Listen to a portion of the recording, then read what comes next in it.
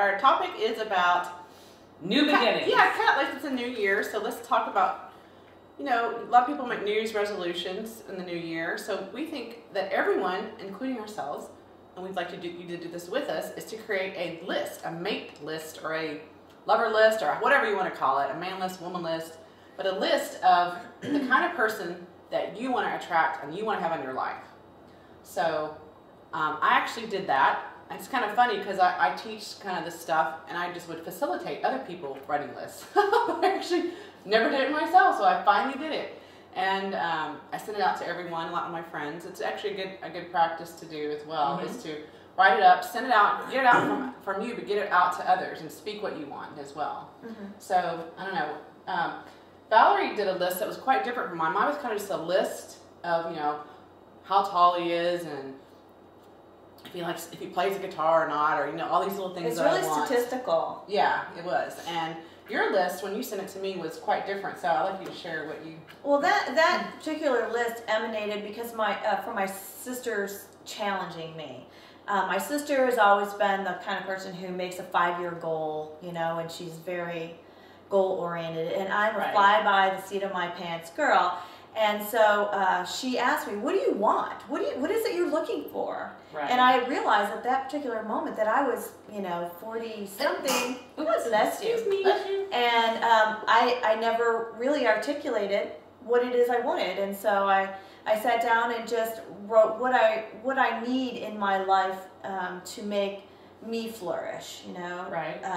But you put more feeling in it. It's like you were writing sentences about how you felt in the relationship and stuff like that, right? Right, I did. I wrote, instead of being categorical, I was more general, really. And for example, I said family. You know, first and foremost, my number one thing on my list is the person that I'm with has to place a high priority on family.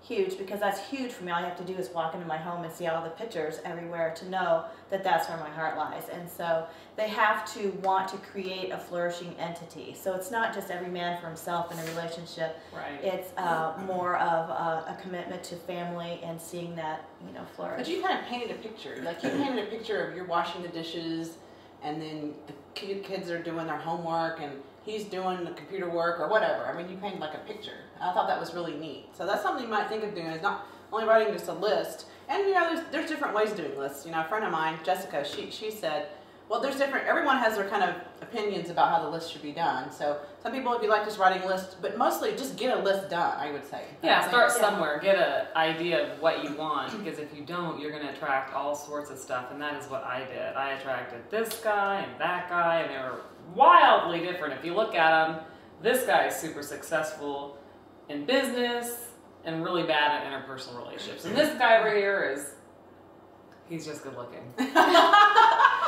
This guy over here is lots of fun, or, you know, but not anybody I'd want to have a relationship with. So I think the universe is confused as to what you want if you don't ever sit there and really think about it. So it's a good place to start. Yeah, but don't be so definitive you put yourself in a box that you might miss out on something. Yeah. So I think it is great that you're doing it from your feelings, because your feelings are very powerful and they attract things. Right, that's true. That's good. And writing it down also gets the energy stirred up and moving and attracts it. then sending it to others and speaking it to others. Also, so I start with your list, and then maybe from that kind of do what Valerie did, come from your feelings, how it feels, what it's like paint the picture with words of what it's like to be with that person.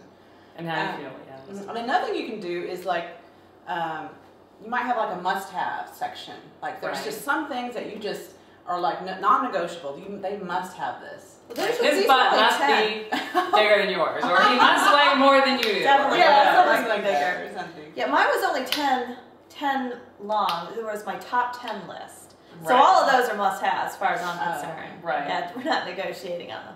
All I get is 10. Oh, I want those. And and what's cool is to share your list, because I think of these cool things, and then she thinks of something I never thought of, like snoring. Like you want someone that is sleeps quietly. Yeah, sleeps quietly. I'm like, and that's and so on your list, always put it in the positive spin. Don't say I don't want this guy that snores and saws down forests when he sleeps. Say I want a guy that sleeps quietly, because that is the positive aspect of that, and that's what will, That's what you're gonna the attract. more positive attraction, yeah. Because what you're focused on is what you're going to attract. Right, Whether there's that's a knot right. in there, it doesn't matter. Yeah. So if you focus on this, no snoring, that's what. That's all the universe hears, and that's Right. what they over to you. Right. So, what was another thing I was going to say about lists?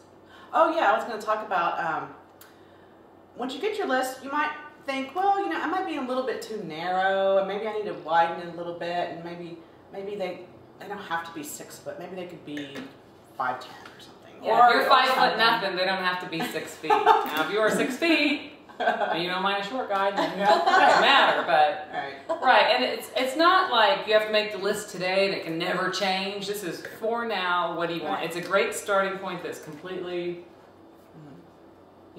flexible, and you can add to or delete from as you figure out what it is that is important.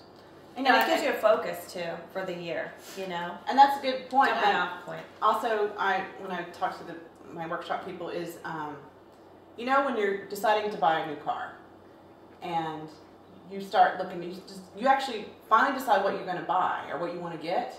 All of a sudden, everywhere see you them look, everywhere, they're right. everywhere. Yeah. They just pop out of nowhere. Or like you're trying to get a certain dog or something. Everywhere you go, there's these little dogs walking around. And so that's what it's all about, is the focus, your focus. Once you put your focus on it, it's all around. Then you know where to go. And Comes then to you. yeah, exactly. So that's what I say, totally create your list. Create your list today.